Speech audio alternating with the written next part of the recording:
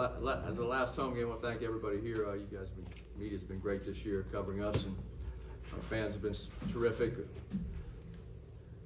Outstanding crowd tonight. All the students, the support our administration has given us, and our marketing and sales team, and our fans have been really special this year. Our basketball program is growing. I know COVID last year had no fans, and it's really been impressive how we've been supported this year in a variety of ways. And so, unfortunately, we did not reciprocate all the hard work that everybody did, and everybody was in the building pumped up to see a great basketball game. We did not play very well, and Arizona did. So I give them credit. They outplayed us, and they looked like the second-ranked team in the country tonight. They really played well. Andy, not really focusing on the turnovers and everything, but your main three guys, this can get going early in the game, and you have to chase Arizona all night long. So moving forward, what are some of the things that you feel outside of the turnovers that you got to really get better on and have a good run? When you play UCLA and then get ready for the tournament. Well, our three leading scorers started out 3 for 23 from the field, and you can't win like that. You're not going to beat anybody, let alone Arizona. So our best players have to play well in big games, and they've done that most of the season. So they all had off nights, and we give our guys a lot of freedom. We call certain actions, certain sets, but sometimes you just have to play basketball, especially Arizona. They trap, they switch, and you have to be a basketball player at that point. And tonight, we weren't very good basketball players, especially on the offensive end. I thought our offense hurt our defense early in the game because we were missing some shots. We weren't finishing, missing open threes. We had a couple live ball turnovers, and then they got out in transition. That transition stretch really hurt us. It put the game. Then we came back and cut into the lead, and then the 3 straight transition baskets. So it was frustrating. I know our players are frustrated because they didn't have their best games. But to beat a team like Arizona, you have to play better than that offensively and defensively. Arizona was really good offensively in the first half. And we made some defensive mistakes, but they executed, and they had a pace of their game, and they were very focused, and they really played well. Coach, Arizona went up about 20 in the first half, like around the 2-minute mark. So what defensive adjustments were you trying to tell you guys in order to cut down the bleeding? Well, we played them to a very close game 3 weeks ago in Tucson, and we were up 6 with 6.5 left. We played outstanding defense with a physical game, and they ended up beating us in the last.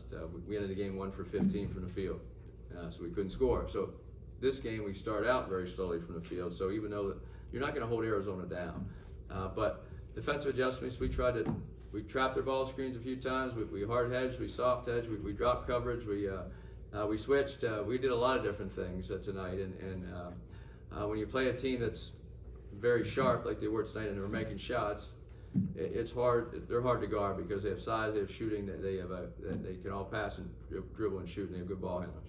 What were they able to do in particular to get that transition game? Well, I think we had a couple live ball turnovers, and we didn't get back on defense. And Terry got those 2 runouts.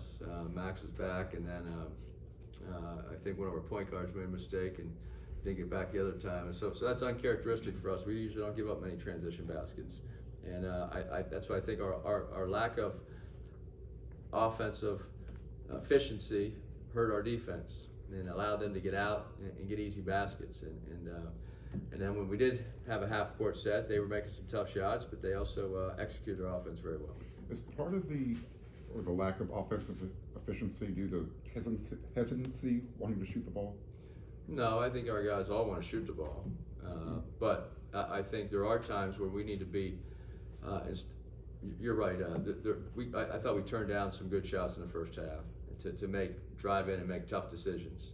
And when they have a 7-1 kid in Coloco in the middle, and they're so big and long, that's not very smart. So I think we did turn down some threes and some perimeter shots, and drove the ball into traffic. But our guys didn't play with the pace necessary in the first half. A little over dribbling, some bad turnovers, and it showed. We had a low assist total, and just didn't have it. Andy, your first 4 losses came by 28 combined points this year.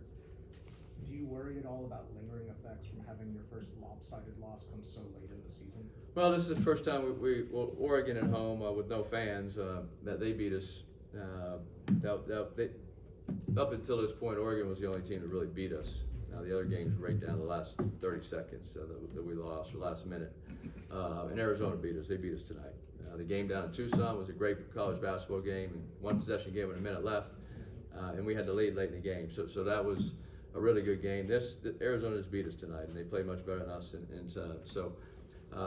This may be a good thing to wake us up a little bit. Who knows? If you're going to lose a game like this, you need to make it a good thing.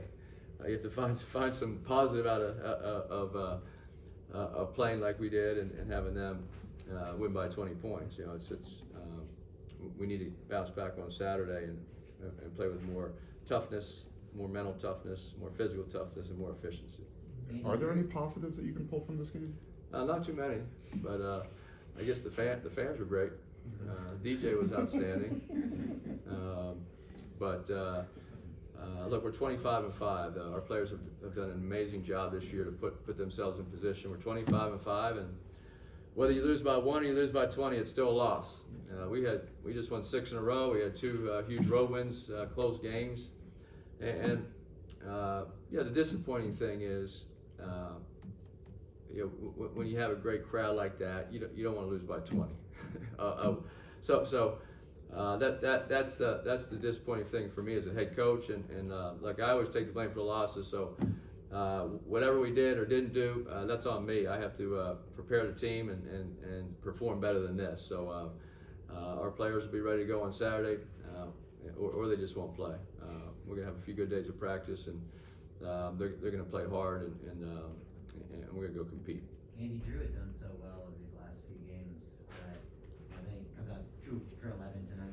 Are they doing anything in particular to contain him? Or? Well, Drew's had a terrific season. So is Isaiah, and so is Boogie, and they started out 3 for 23. So and they ended up 8 for 34. So your leading scorers have to play well in big games, or you're just not going to win. And because when you're playing 30-some minutes each, you got to produce. And they had off nights. We love them. They're great players. They've been terrific all season. Everybody has off games, but when all 3 of them have the off game at the same time, it really hurts us. And so they've all had outstanding. They were 25-5, and we wouldn't be here without all those guys.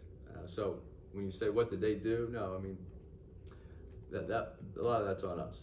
Andy, I know some of your players had mentioned earlier in the season about how they kind of they wanted more respect. They thought given everything you guys have accomplished this year, just how disappointed are you for them that they were kind of given this stage that. Well, our Saturday night at Oregon was on ESPN. We won. That's hard to win at Oregon.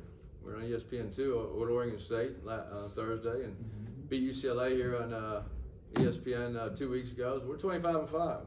So respect it. We went the Elite 8 last year. So I don't know. We don't play this game to try to get respect from people. We just either think we're good or not. I mean, we're ranked 16th in the country and had an off night tonight, but certainly with a packed house and a national TV audience, we don't want to lose by 20. But hey, this is college basketball, and we'll see what we have Saturday. We got to bounce back. We have a lot to play for. We have a Pac-12 tournament coming up. We got our crosstown rival on Saturday, and we get the NCAA tournament. So no one's going to feel sorry for us, and I'm sure not going to feel sorry for anybody. We got to figure this out and get better.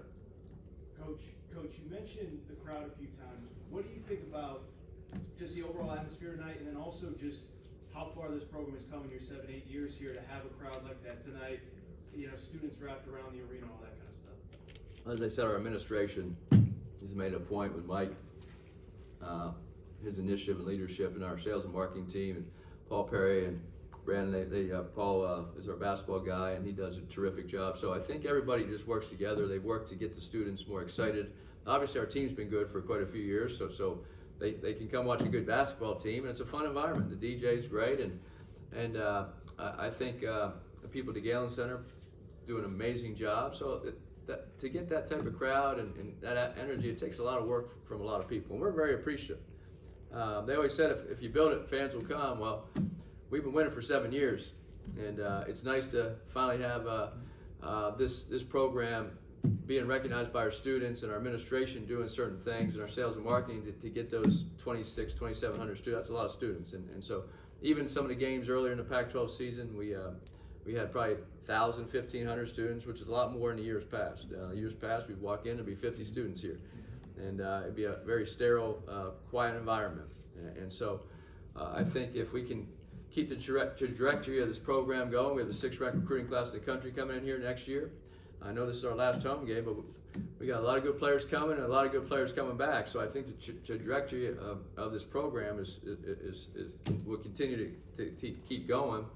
And going to the Elite 8 last year, for the second time in 67 years at USC, I think people are starting to realize that, hey, this is fun to go to 2 hours to the Galen Center. And tonight wasn't as much fun, but I'm sure they had a fun listen to the DJ songs, but watching basketball wasn't as fun. So we're very appreciative, and I think we can continue to build this thing and grow. Let's do one last one. And Boogie Ellis, he's kind of in a little bit of a slump. Only at double digits in 2 of the last 7 games, and he was 3 for 10, and a 0-point game against UCLA. What's the key to kind of getting him out of that going into the tournament? Well, Boogie's a big part of our team. He just needs to keep getting better. There's no secret. I can't draw up a play and say, hey, Boogie's going to go to a wide open shot. You have to play basketball as a team. You have to move the ball. You have to share it. You have to drive, penetrate, post up. There's a lot of different things in the offense. And then Boogie's he missed some open shots early. He missed like his first 4 shots, and I think 3 or 4 were wide open. And I don't know what to say, because when you can't draw up plays to get wide open shots, it's hard to get a wide open shot every possession. And we were getting them early. That's why I thought our offense affected our defense, because we were getting frustrated as offensive basketball players, and then they got out in transition a few times, our long misses and some turnovers. But look, Boogie's a tremendous basketball player, and I expect him on Saturday to have a terrific game against UCLA. He had 21 points against Washington State. The other night made a game-winning shot. So if you look at our season, everybody stepped up at different times, and he certainly has. Thanks, Andy. You're welcome. Thank you. And I want to thank you guys again, and ladies, and you guys have been terrific. Appreciate the coverage. It's always nice to cover a team that wins. So we feel like we've done our part, but we really appreciate the interest on your end and the coverage. So thank you.